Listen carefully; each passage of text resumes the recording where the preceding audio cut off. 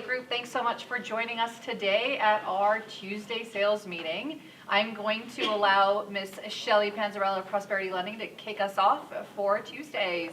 Go ahead, Shelley. Awesome. Happy Tuesday, everyone. So I want to share some news that actually hit the rates or hit the market on Friday. So Fannie Mae announced on Friday that they are going to be limiting the number of second homes and investment homes that they will be able to purchase. And so they're limiting it to 7% of overall pipeline that an investor can actually send directly to them. What that means is today, most investors are actually hovering around the 10% mark. And so we're already starting to see some shifts as far as interest rates are concerned. So pay very close attention to your pipeline with respect to your clients who are utilizing or who are purchasing a second home and or investment properties. We're already seeing investors increase their rates for second homes about 0.5% based on primary residence, comparative primary residence, and then for investment properties a full 1%. And in some cases, they're charging discount points because of credit scores. So just want to make sure that you're aware of this announcement. It literally just came about on Friday. Monday already, things have been shifting as far as those rates from our investors. Some people are saying that this could be good news for the multiple offer situation. Maybe this opens up more opportunity for our owner-occupants to be purchasing because this may be holding back some of our second home and investment purchases. But most importantly, know that this has changed. So if you have clients out there today that are shopping and they have not been made aware of this from their lenders, get back with those clients to get to those to get back to their lenders to find out if that rate is going to be shifting for them. Outside of that, I'm also teaching a class on Thursday, which is going to be on all things VA. It is actually sponsored by VA reps, so if you would like to join that class, it's 11:30 here in the Southwest office. It is by RSVP because we will be serving lunch, and so make sure you get on that list.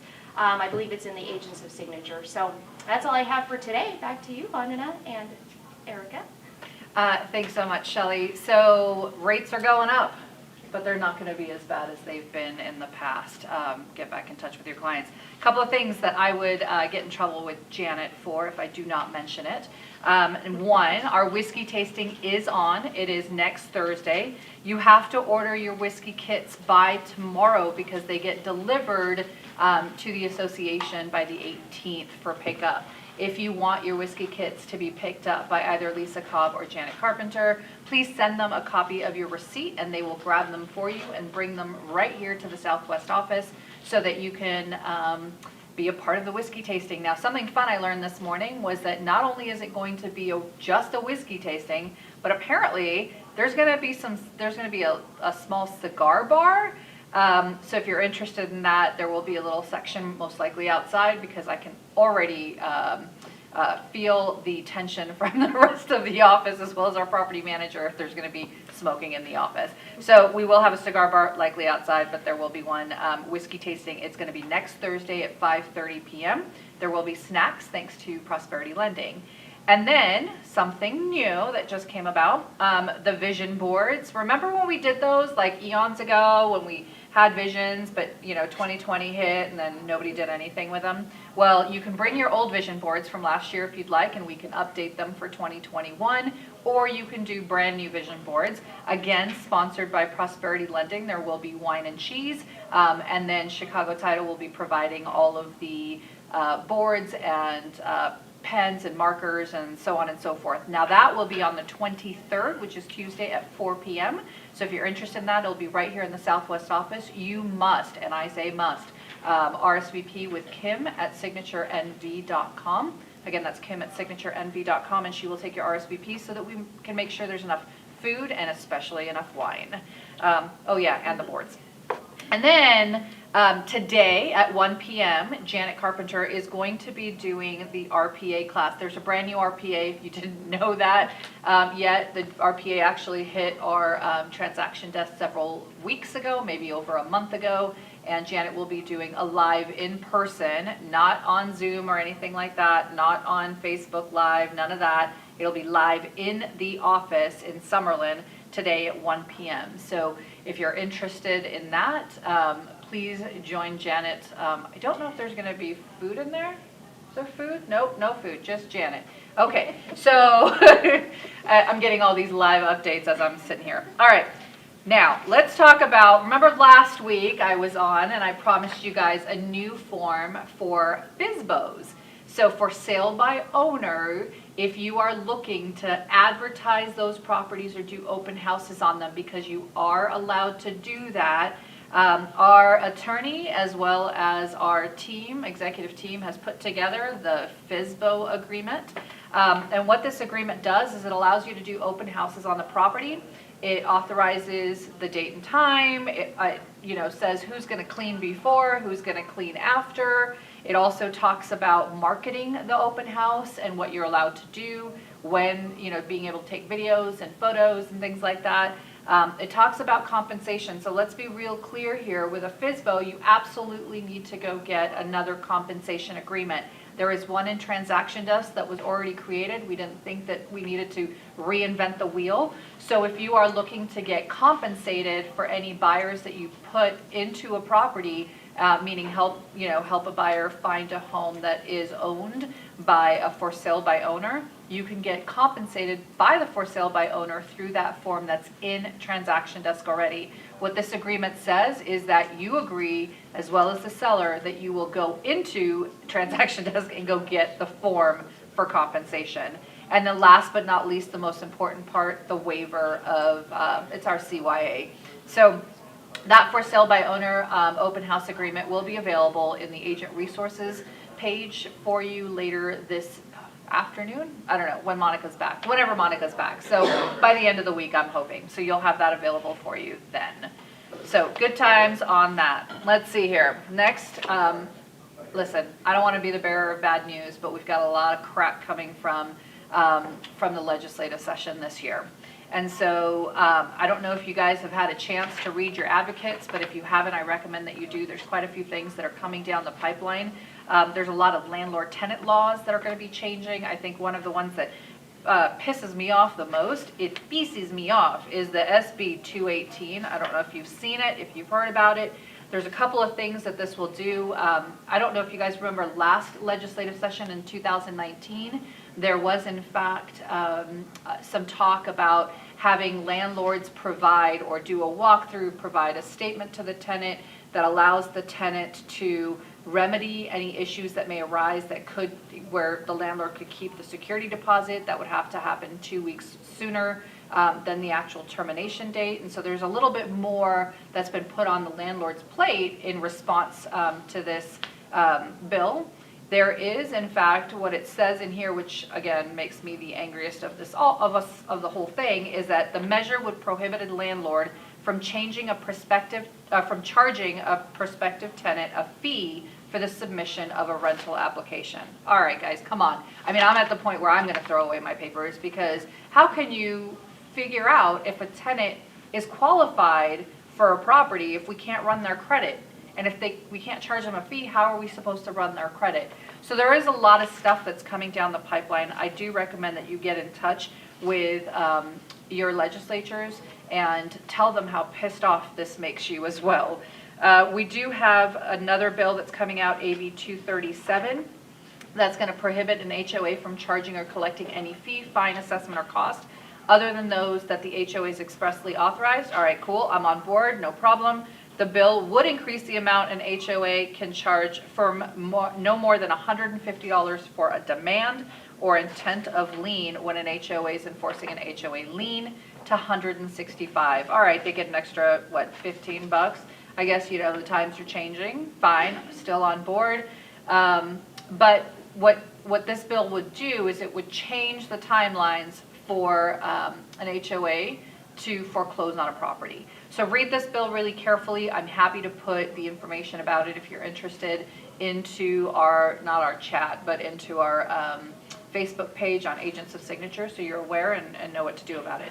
All right, now, remember Haiti Kasama? She is a realtor. She used to be the president of the association several years ago, and she is now an assemblywoman, and thanks to her, there is a bill that she has sponsored. It's called AB 203, And it was introduced earlier last week. And as you recall, there's been an eviction mediation program that went into play. It was SB1, and it was during the special session last year in 2020. So we have legislative sessions every 2 years on odd number years, 2019, 2021, 2023, so on and so forth. But 2020 had a special session, and during that session, SB1 was introduced, and what it said was that you had to go through mediation if you plan on evicting a tenant. There was a 30-day timeline. It was a response by the judicial branch to actually limit the number of evictions that happened in their courtroom, because they felt like there was going to be an influx of evictions, because remember, there's an eviction moratorium that was supposed to be ending in July. So in response to that, that was sort of a never-ending eviction moratorium mediation requirement. Well, thanks to Haiti Kasama, a new bill was introduced. It's AB 203, and it would simply provide that the program would expire on May 31st of this year, and the bill has not yet been scheduled for a hearing. So congratulations, Haiti, for doing some really cool stuff during the legislative session. I think that's an important bill, because this can't be an ongoing thing forever and ever. As it is, tenants get way too much time in the home after they've been evicted or provided notice and whatnot. And they're starting to work the system, and an additional 30 days would mean 30 more days the landlord doesn't get money. What else do I have? There are some HOA websites and electronic notification bill that came out, SB 144. Listen, these are just a small number of bills that we've been reading the last couple of weeks during the legislative session that began February 1st. There will be a lot more. Landlord-tenants are going to be hit quite hard. Landlords are going to be hit quite hard, but the landlord-tenant laws are going to change quite a bit, or at least try to anyway during the session. HOA websites, electronic notification ones, just talk about how to get your CC&R documents. I'm all for it. I've already made a recommendation that we, ask the HOAs to put that crap online, because listen, we're in the 22nd century now. Is that right? 21st. We're in the 21st century. I'm totally outdating us, or fast forwarding to the future. We are in the 21st century, and everything's online. So why can't we get HOA packets online? Why do we have to go to an HOA office to go pay them a check? Who writes checks anymore? Pay them a check, right? And then physically go 2 weeks later to go back and pick up a packet that's a hard copy, now that we have to scan in and electronically send to our clients or put into a FedEx packet. Let's be real here. Nobody does that anymore. I mean, maybe a few people, but very rarely. So that bill will help take care of that. So lots of really, really interesting bills that have come about. I know there's another one about trustee sales called SB 159. Now, these are all available for you guys to see, view, read, if you so choose and like that stuff. I know I do, so I enjoy reading the bills. But definitely look into them, because this will change real estate. It's going to affect us as an industry. It's going to affect us in the way that we handle transactions. I mean, all of this is real estate related. It's going to affect our clients. It's going to affect homeownership rights. So you need to be informed on what it is that's going on. Now, I don't know if you guys remember, but about 2 weeks ago, I had actually testified at the Judiciary Committee regarding SB 141. And at that committee, I was joined by none other than Mrs. Erica Ockey. And so I'd like to introduce my guest here today on our sales meeting. I literally feel like I'm in a news, like I'm in a news reporter setting. But I want to introduce Erica Ockey, our guest today, who will be talking a little bit about that. I just wanted to jump in real quick on SB 141, because you did help testify. I can't see what we're actually doing anymore, by the way, so if you have questions from the chat, Beta is going to be on deck to let me know what questions you have of Erica or myself. And then, I can't see what I normally could see before, so it's going to be a little weird for me to try to get this going. But Erica actually testified, and the reason I had asked you to testify during that hearing was because she had posted maybe a month ago, about a tenant that she had in one of her rental properties who trashed the home essentially after you had been super kind and let them stay, right? So yeah. Tell me a little bit about that, Erica. Yeah, so about a year after I purchased my first investment property, my tenant lost her job due to COVID, and we were flexible. We worked with her the best that we could, and we helped her get rental assistance, groceries, furniture.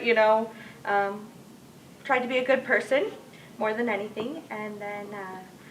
It bit you in the butt. And then, eventually she liked the $1,100 a week that she was getting on unemployment. She did not want to return back to work, but she lost her internet, her ability to apply for that assistance. So the rent stopped altogether. And in February, we went to do a well check to find that she had left the home in the middle of the night and left about $9,500 in damage along with it. So, ouch. Yeah. So these are the type of things that are happening during this eviction moratorium that I think we wanted to make sure didn't continue to happen past the eviction moratorium. I think the bill would allow tenants to just have their evictions actually, oh my God, I can't even think of the word right now, closed, so that you wouldn't be able to know as a future landlord that they had in fact been evicted or caused this kind of damage or whatnot. They would just seal the eviction altogether. And so that was, I think, a real problem, because, I mean, for someone like you, if you weren't able to look up her credit or be able to see that there was in fact some issue from a previous landlord, now you're stuck with a tenant who could do this to you. Which is not quite right, which is not fair. Well, and I was terrified to place a new tenant while the eviction moratorium is still ongoing, because we could do this all over again. So Right. So this isn't meant to be a eviction or landlord-tenant law sales meeting. So thank you so much for talking about that a little bit. I know that was very personal. I remember you got quite emotional during the judiciary hearing, because I know it was pretty emotional for you. So what we did want to talk about, however, is that in 2000, let's see, we're in 2021, so 2019, I want to say, we had our awards banquet at the Four Seasons. And during that awards banquet, Erica actually walked the stage for one of the top rental agents, leasing agents in the company. And for those of you who tuned in or were present at last month? No, it's been, oh my God, when was this? Was it a couple? Yeah, it was last month, so it was the end of last month. At our awards banquet this year, we got to see Erica Ockey walk the stage as the #1 agent in sales with over $16 million in production from 2020. And so I'm here to talk to Erica about what happened, our fireside chat with Erica on what it is that happened in those 2 years that made her go from the top leasing agent to the top sales agent. So tell me a little bit, let's just start at the beginning. Yeah. So tell me a little bit about you, why you got into real estate, and let's start with those two questions. Okay. So I was a young single mom, and I needed to find a career that I could work from home and not put my kids in daycare. And my friend was a real estate agent, and we were just kind of talking about how she hated showing rentals. And so I said, okay, I'm going to get my license, and if I can do 1 or 2 rentals a week, then maybe I can, go get my hair and nails done, or Nice. like that was my goal. I just wanted to have some fun money. So I did, and my first year in real estate, I made, I want to say $4,000. It was not very rewarding, but. And that's for hair and nails? Yeah, it was a little side money. And by year 2, I think I had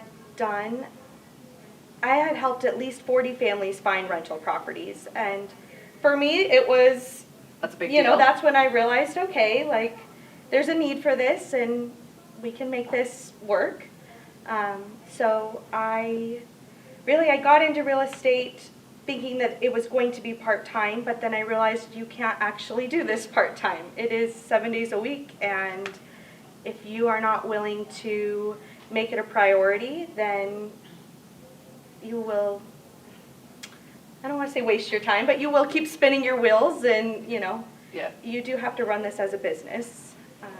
So you did 2 years of rental properties, but that wasn't your final year where you walked the stage as the top leasing agent, right? There was No. 1 year where you did a I lot believe it was more. the next year that The- I was at about 55 rentals Okay, for so that year. 55 rentals, which means that you placed 55 people into homes. That's 55 people in your pipeline. Yeah. Plus the year before you said about 40, plus the year before 10, 15, 20? Yeah. Okay, so we're looking at almost 100 people that you placed into your pipeline over the course of 2 to 3 years, Yeah. right? And that's all you did. Did you sell any houses? I might have sold, maybe one or two. It Yeah. wasn't anything, I was still learning the business, but really those rental properties allowed me to get comfortable speaking to clients and learn the paperwork, learn the process so that when those renters were ready to buy and they came back to me, I was confident enough to have those conversations and to represent them appropriately. Well, and you put them into properties, so they Yeah. obviously liked, used, and trusted you, Yeah. right? And so why not do it again?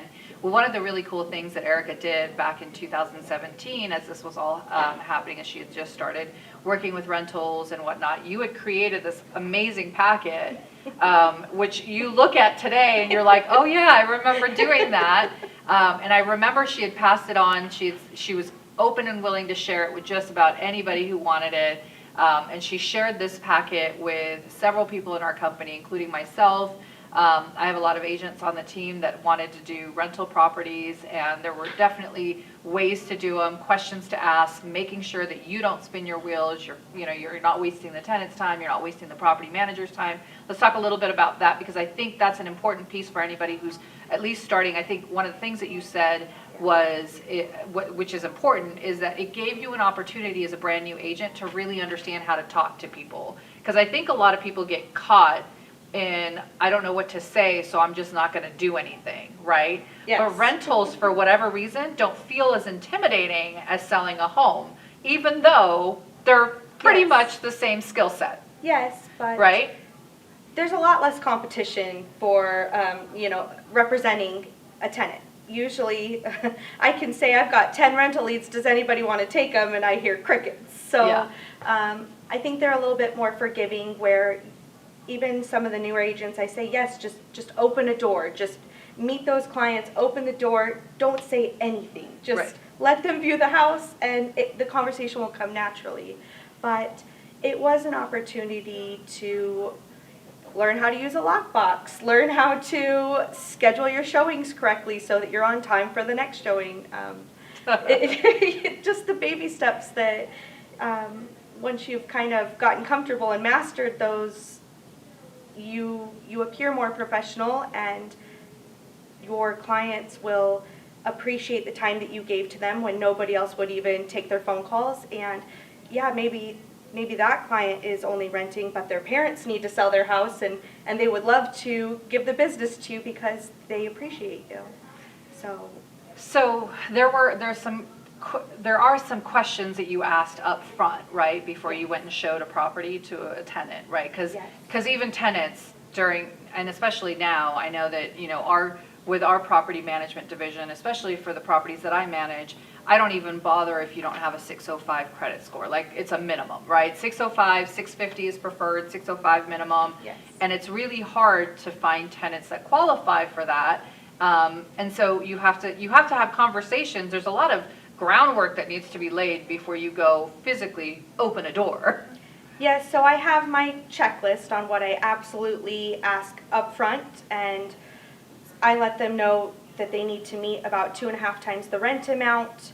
Typically, landlords Now want, it's 3, by the way. Yes. Now Most it's 3 want times 3 the now. amount of rent. At least a 580 credit score or higher. I ask about pets. Do they have large breeds? Do they have cats? Do they have a giant fish tank or something? That now, these are the questions that property managers are asking.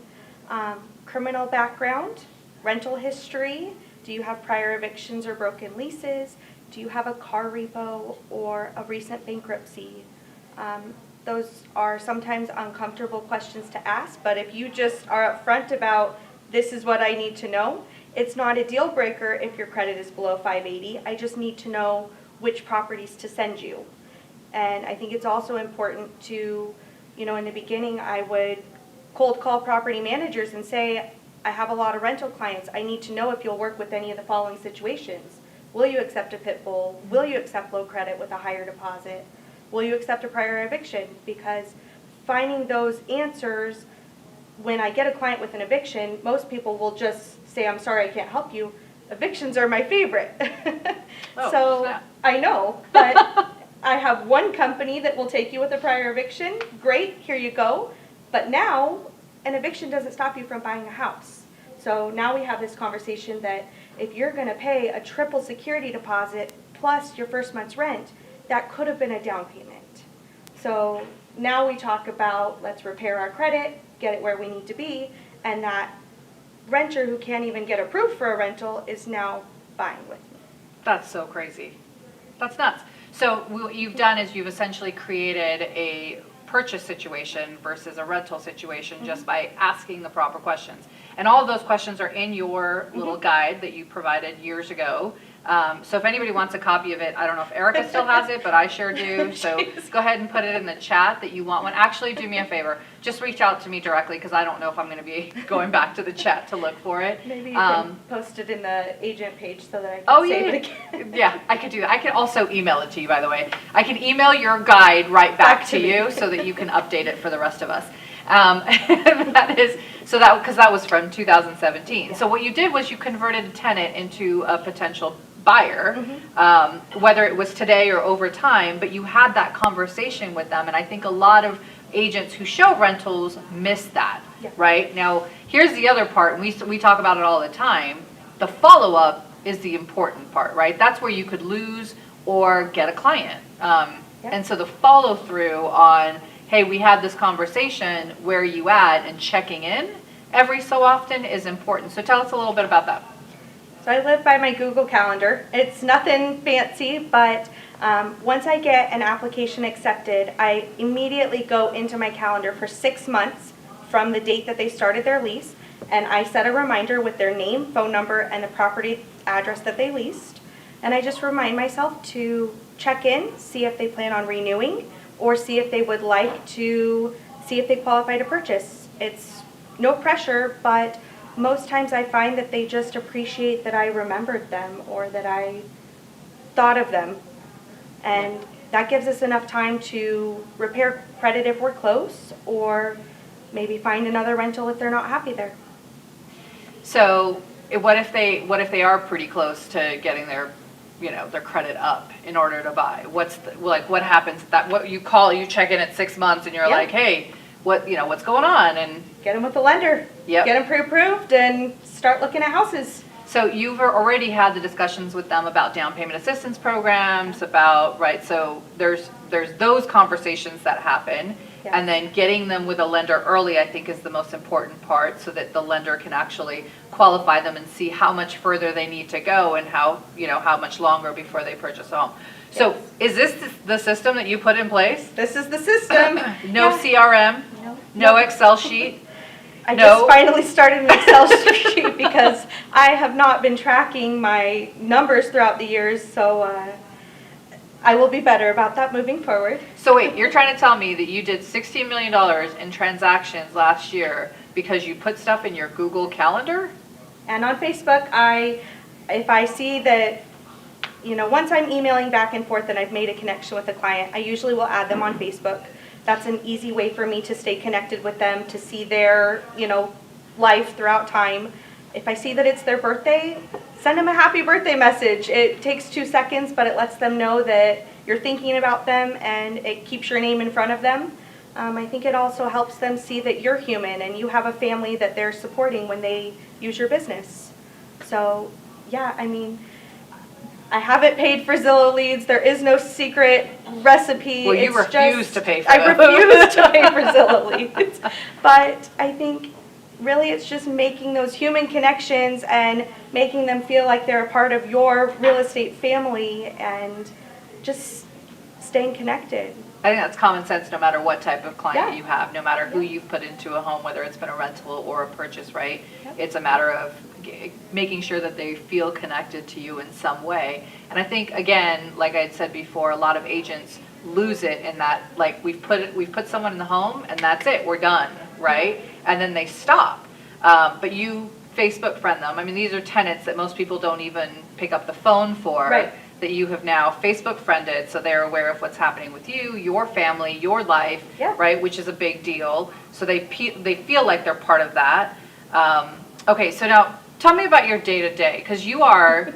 I mean, you talked about being a single mom. You're not a single mom anymore. So I'm not. tell me the transition. I mean, I don't necessarily need to know like about your wedding date and stuff like that, but tell me about that transition and how that changed your real estate career. So I am now married with 3 kids. My boys are 4, 6, and my oldest just turned 9 last week. Oh, goodness gracious. So That's a I lot have of little been ones. teaching preschool, kindergarten, and 3rd grade virtually for about a year now. And kicking ass in real estate. Yes, and you know, it's not always as pretty as we would like for it to be. Most mornings we're shooting out of bed and working in our pajamas and hair's on top of our head, and if my coffee's sitting on my desk and it's ice cold and it's 5 o'clock when I'm putting it in the microwave, but I work every single day. If my phone rings, I answer it. My children understand that this is my family business, and they love being a part of the process too. There's a lot of times where I've had to bring my kids to showings, and I explain that to my clients. Hey, I'm happy to show you a house Wednesday at 6 o'clock, but there's going to be some little ones in the back seat probably eating a Little Caesars pizza. Yeah. So, yes, you do have to put in the time. You do have to put in the effort, but once I get up and I try to answer my emails for the morning, I get the kids set up on their computers, and now they've pretty much got it down. So we have an Amazon Echo Dot in every single room in our house with alarms for which kid needs to sign on for which class. That's amazing. And, you know, usually I'm on the phone when somebody's popping their head in my office saying, can you make me a sandwich? Sure. Yeah.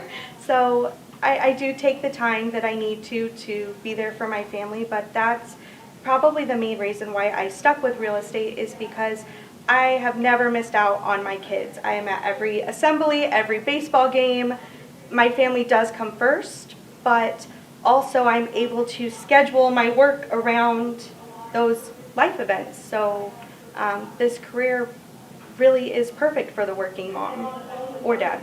So, I mean, I want to be very clear here, because $60 million in production is not an easy task, right? I mean, it does take a lot of work, and it does require to be in it, Yes. right? You got to be in it to win it, right? Lots of sticky notes reminding me. So, yeah, let's talk about that. Yeah. What does your day-to-day look like? You know, You wake up in the morning, you've got your PJs on, you put your hair up, and you go get a cup of coffee that sits there until 5 o'clock. yeah. And then what? I go to my Google Calendar. I live by my Google Calendar. And so for that day, who am I supposed to be calling on? Is there a due diligence period ending? Is there a lender that I need to follow up with?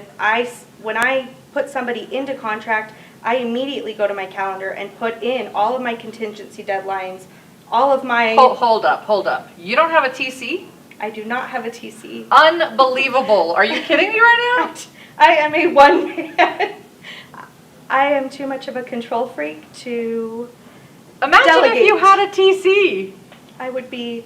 Doing a lot more business, I would maybe. be worrying More about what time the with friends? TC was doing, and I Oh, could just get Erica. it done. But Okay, we'll get sorry. there. We'll get there. All right. So, sorry. I just- Amy's probably gonna. I know. Amy, she's going to be calling you Amy, later I'll call you today. soon. No, she's going to call you today, right after we're done here. Don't worry. But continue. Yes. So every day looks different. Some days I am, in full work mode, and I am writing paperwork or doing more administrative.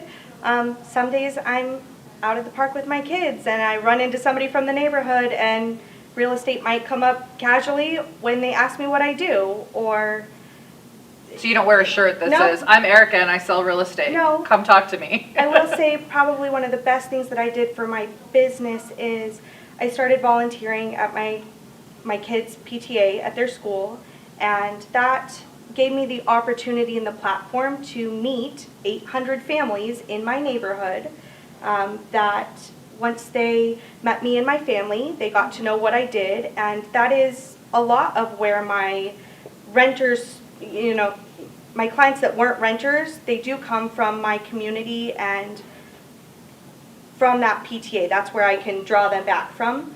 And obviously you're not all going to go join the PTA, but I think it's important to tap into your SOIs and letting your community see that you give back. I'll be the first one to buy the chocolate bar from your kids' fundraiser, or support your kids' Girl Scout cookies, or it sounds so silly, but sponsor the T-ball team for $100 because Pretty sure we did that one year too. Yes, you did, and people remember it. And Yeah. so it's not always salesy, and I've never picked up the phone. I've never made a cold call. If I send a seller net sheet, I've never called to follow up. I think when you have that natural relationship, that people know that they can trust you, and they'll reach out to you when they're ready. Yeah, that's weird because I'm like, maybe not. Yeah, you're way nicer than I am. Maybe that's why people reach back out to you later, where they're like, I ain't talking to you. I think it's just a no pressure. Yeah. When you're ready, I'm here. I'm not going anywhere. Yeah, you're an advocate for them, for what they need for Mhm. them and their family, Yeah. right? And so you're there to support them and be their resource. And I think that's the key. But you have, it fascinates me that you don't have technically any like real systems in place, but goodness gracious, if she We'll get did, there. holy moly. I think that would be, you'd probably be able to smoke that 16 million for this year. So she's coming. She's definitely putting some stuff in place. She's going to be calling Amy later today because Amy does over 1,000 transactions and knows how to handle TC work. So you don't have to worry about stuff like that. She'll put those dates in your calendars for you, which I think is kind of a big deal. You don't have to, and she knows how to read the contract, so she can put those in the calendar for you, and you don't have to worry about it. Sounds amazing. Just imagine how much more you could get done. Okay, so finish your day to day. So you said, and you've got sticky notes everywhere. So tell me, like. I do. I have my little to-do list, or I'll cross stuff off as I accomplish, so that I can see what still needs to be done or what I've prioritized. I usually schedule my showings for evenings and weekends because that's when my kids aren't in school and that's when my husband is home. That's what works for me, but that may not work for everyone. Every day is different, but usually by 5 o'clock, I have now kind of trained my clients that if it's not an emergency, please send me a text or email. I'll get back to you tomorrow. It's okay to set boundaries. I think the most important lesson that I have learned this last year is that my time is the most valuable thing that I have, and if my clients aren't respecting my time, they may not be the right client for me. And just letting them know that every minute that I spend showing them properties or out with them is a minute that I don't spend with my kids. So please respect my time. Yeah. So I think for me, the hardest part is, the boundaries, right? Is being able to say, look, I've got 2 little ones at home, and I need to make sure that I'm taking the time to spend with them because they're going to be gone in like 4 years. And then they're going to grow. Not everybody's going to have, that relationship with their kids where they're going to work with them at work, right? We have a couple of families like that in our office that I think is wonderful. I don't know if my kids want to go into real estate, and so we'll probably not end up doing the same thing. And once they're in college, that's it, right? Yeah. I don't get to see them or whatnot, and so this is the most precious time to spend with them because this is what's going to affect them and make them who they are in the future. Yeah. And so it's great that you set those boundaries. So time management sounds like something that you have been able to control in your life, but over time, because my understanding is in 2017, 18, 19, you just, hey, my phone rings, I answer it, kids, you figure this out. But right, if you want books or you want computers or you want, this is what has to be done. But after that, you found your rhythm and were able to say yes or no. And I think that's the key too, is that once you've sort of set your set the expectations with the clients and you have business and you can say no to certain things and you can pass on, or you can you're not afraid to say, look, you're just going to have to wait until I'm ready because I can't go until Saturday. Yes. Right? But it takes a lot of hard work up front to do that. So you had mentioned, we had talked a little bit before and then yesterday, and you had mentioned that you have like 100 rental clients that you could that you could potentially just pass off right now if somebody's willing to call them because of the time. Tell me a little bit about I have stopped doing as many rentals because now, now the phone calls that I'm getting or the text messages that I'm getting are, hey, you helped me find a rental 3 years ago, we're ready to purchase, we're pre-approved. Those are obviously going to take priority. I have to make smart business decisions. Right. But for somebody that's just starting out or that's a little bit slower, even when we thought the market was going to tank last March, there was a week where I looked at my husband. I said, well, it was fun, but I'm going to have to go get a job at Starbucks or... I got to get my hair and nails done. Yeah, I'm like, what are we going to do? My job is over. And he said, take a minute. And I went back to those rentals. And I had nothing in my pipeline. And I just started, hey, I'm free. You ready to start looking? And, by April, June, I was closing at least 5 deals a month again. So I think it's a good reminder that you can always start back over and rebuild your pipeline. That's amazing. So even though you'd already done that before, you felt like, you moved on, yeah. you prioritized, and then you thought, well, okay, the market's slowing down a bit. Let's go back to rentals and figure out if that's something that makes sense. And it did, right? Yeah. You called those rentals again, touching base. So ideally, even though you don't have a system in place, you have a system in place. Yeah. Right? I mean, it might it's be up been here sporadic. instead of, Yeah, and not an actual. So I think with you, maybe putting something like your Google Calendar, you've got those reminders that you're touching base with those clients, and I think that's been key for you. Yeah. Making sure that you comment on Facebook with all of their stuff that they did. Yep. Handwritten notes. No? Okay, so I would recommend handwritten notes. Always. If I had the time, I would. And, Yeah. There's a lot of things that I would love to do. I would love to do open houses. I would love to be in the office more. But right now, with my kids being young, I have to do what I can. Yeah. But yes, one of my favorite, I call her my business partner, but my insurance agent, she sends me a handwritten thank you note every time I renew a policy, and that is something that I will always remember.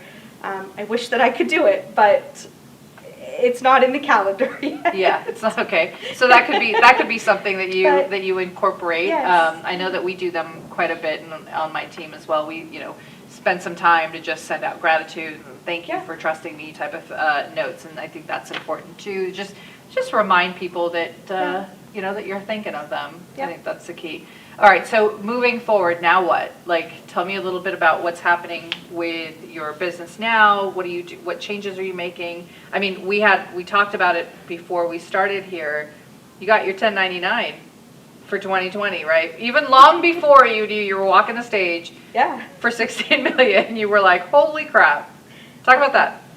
2020 was a great year. We purchased another rental. We bought a new house. We bought 2 cars. It was great, but it did come at the expense of maybe our sanity. And so this year, my main priority is being selective about who I give my time to. I definitely still work 7 days a week, but it's also okay. I have put in my calendar, you're taking this Saturday afternoon off, or you are eating dinner with your family or your parents.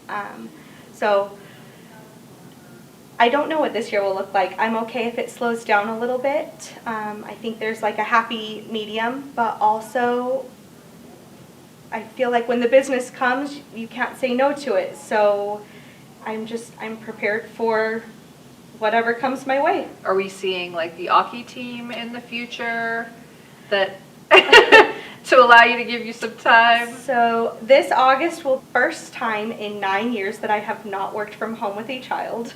Oh, So no, they're all going to school. They're all going to school. I am going to learn how to work 9 to 5 and not make sandwiches in between my calls.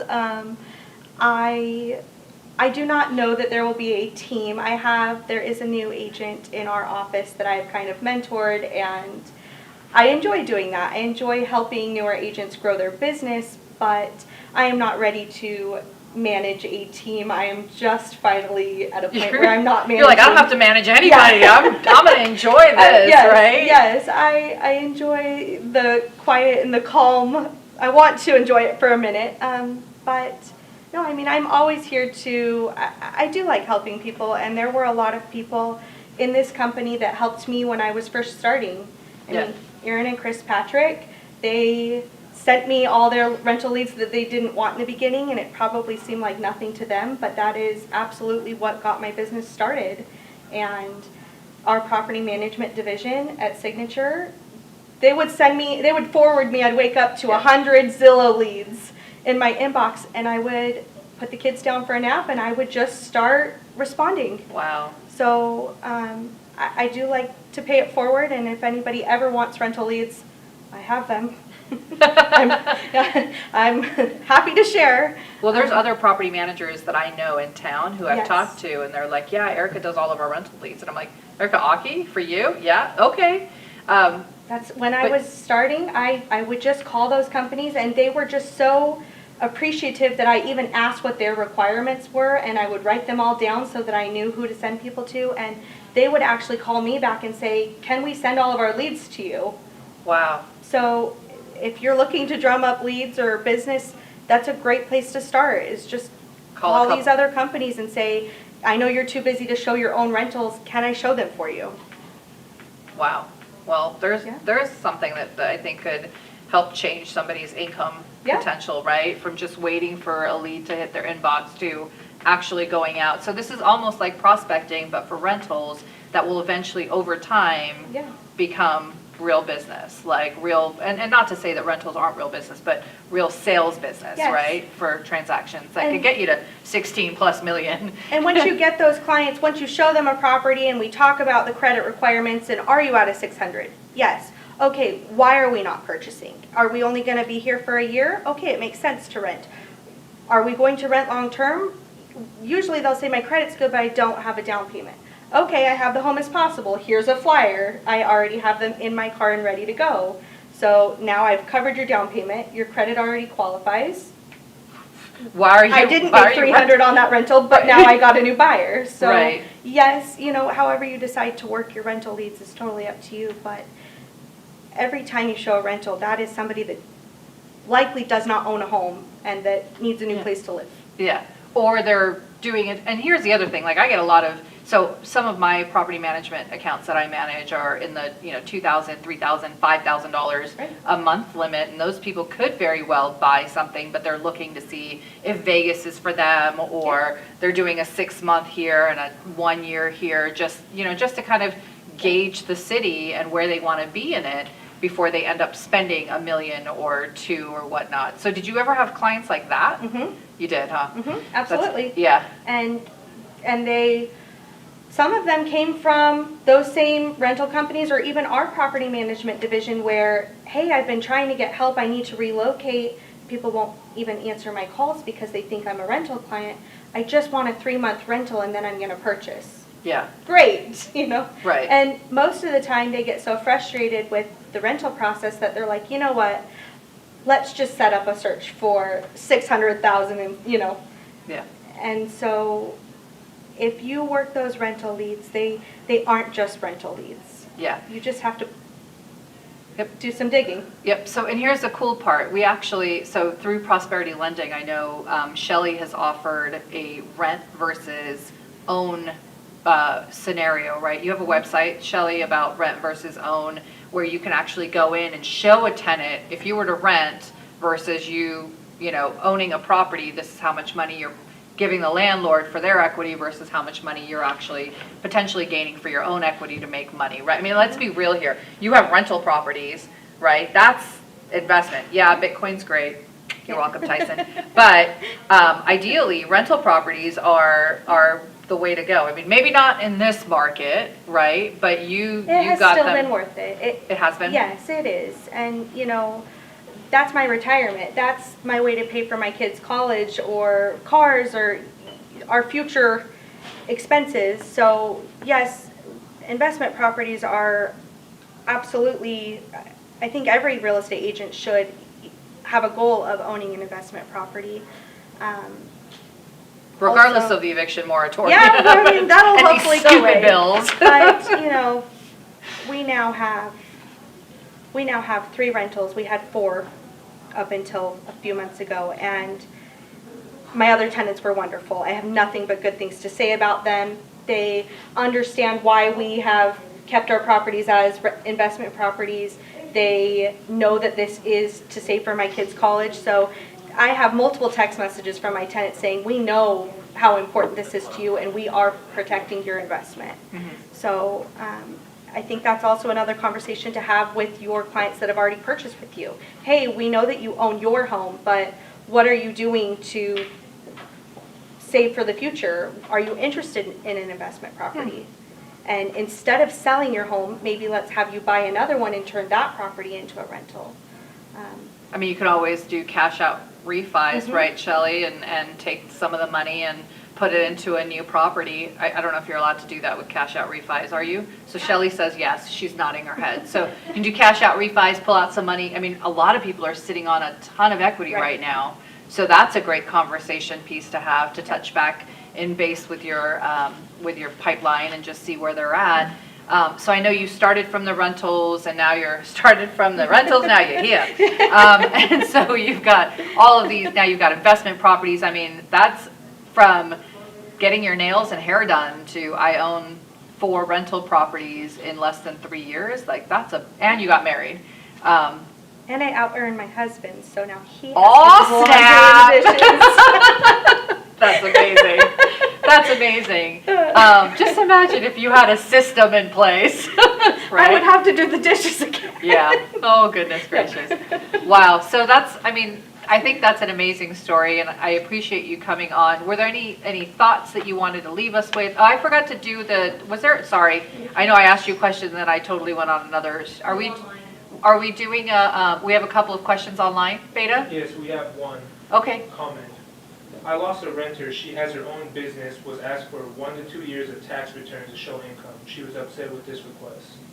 Oh. She lost that. She wasn't your client. Well, yeah. That's common. We've got to prove income somehow, and when you're self-employed, just like if you're buying a home, they're going to want to see tax returns. Yeah, Or bank tax statements. returns, bank statements, or P&L statements are always a good thing. You have to be able to, and here's the thing, like I just recently had someone who sent me all of their paycheck stubs, right? When we say in the requirements that it's 3 times the amount of rent, we want that to show on the paycheck stubs, right? If that's what you're turning over to us. If you're turning over bank statements, that's what we want it to show. If you're turning over, right, we need it to say these things so that we can provide that to the landlord, so the landlord can make that decision. I've had tenants that have been upset about, well, I can show that I have it. I said, but you didn't, and we've already moved on to the next tenant. It's unfortunate, but you had that opportunity and you didn't. So I think the key for that too is with renters is that if they are submitting an application, you might have to walk them through it and say, here's what you have to provide them, right? And that's part of that conversation when I first screen the tenant and, hey, this is what they want, income credit, rental history wise, and now I'm going to need you to start gathering 2 months pay stubs, 2 bank statements, copy of your photo ID, photo of any pets. I need you to have this all ready to go because these rentals go within a few hours of being listed, and if you're not the first or second person to apply, you're not going to get it. And, Right. and I don't want to waste your time and money or mine. Right, because all of these rental applications are now costing $50, Yeah. $75 to $100 depending on where this tenant wants to go. Yep. And I will tell you a story. I had an agent on my team, and I had several rental leads that had come in, and he was like, I'll work rental leads, I'll do that, right? So he ended up taking this potential tenant out to go look at a property. In the conversations, because he had this little handy dandy packet, by the way, so in the midst of conversations as he was going through the questions with this particular tenant, he found out that the guy was like a multimillionaire and was buying a rental property, or not buying, was renting a property for his son who was coming here to go to college. That client didn't end up renting. He ended up buying 27 properties over 2 years with this agent because he was willing to go have the conversation, have the discussions. Now that is a once in a blue moon type of situation, but it's not that it won't happen again. They will, there are people out there that just think that this is the way that they want to go for now, and then they'll see what happens. But until you take the time out to have the discussion, I think that's been the key of what you've been saying is, pay attention to what these clients want, ask them the questions, make them feel like, you're listening to them. Because that's be honest, that's a feat in itself, right? Is to try to make people feel like you're actually paying attention to their needs, and you're here to help them with that. And that's what we do in real estate, whether it's putting a tenant in place or putting, getting a sales out of it. And again, I mean, this was not a discussion to talk about, let's everybody go out and do rental leads, because that's not what we're saying here. It's just that if you have them, there's opportunities. And if you put systems in place, then there's definitely additional opportunities for you to get some sales and potentially walk the stage at over $16 million in production. It's kind of a big deal. You beat me. But, I mean, I got to say it. I'm here. She beat me by a million. Next year you're here. Girl, I'm coming for you. You can have it. I'm good. Right. So with that, do you have any last minute thoughts? I know we didn't do any things today, so we're not going to do no giveaways today. Next week, hang tight. We'll get back to that. I just got too caught up in what we were doing. But any last minute thoughts that you want to give our office, the agents in our office here? Support your neighborhood schools and your little league teams and your, all those Naturally, demands though. naturally though, but Yeah. that for me has been the biggest help to my business, is just making those genuine connections, naturally, where maybe it was $25 or maybe it was $50 donated to the school, but when the school gives you that shout out, or when people remember, that's a $10,000 commission check that comes right back around. So I think that we have gotten to be a society that wants instant gratification or instant rewards, and what are you going to do for me if I do this for you? But just do the good deed, and it'll come back around. Yeah, nurture. Yeah. Right? Nurture your clients, nurture the community, Water your garden. right? Flowers don't grow overnight, roses don't bloom overnight. It takes some time, so you have to make sure that you just take the time to pay attention to those. Yeah. Well, I appreciate you being on our sales meeting today, Erica. I know. Thank you for having me. Yeah, absolutely. I'm full blown impressed by you. I think, when it happened, it was, I was like, wait a second, that was amazing from 2 years ago to today, and just watching what you've done and seeing, how hard you've worked. And we did talk a little bit about your day-to-day, but really, Just wait till I can work 9 to 5. Oh, crap. Okay, so with that, thanks so much for joining us today, Signature Real Estate Group. We will see you next week. Thanks so much.